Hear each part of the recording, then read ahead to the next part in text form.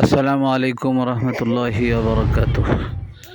হ্যাঁ, প্রায় 3 দিনের বৃষ্টির কারণে বাড়ির আশেপাশে পানি জমে গিয়েছে।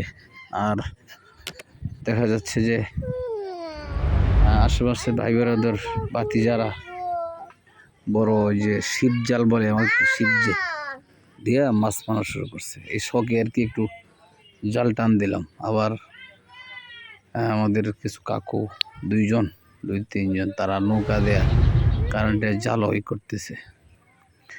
অনেক দিন পরে এই দৃশ্যটা দেখলাম, একটু টান দেওয়ার চেষ্টা করলাম আর কি। কিন্তু মাছ উঠছে, কিন্তু মাছ তো আমার না, জালি তো আমার না। এর কি অবস্থা, কিন্তু খুব মজা পেলাম টান দেয়া।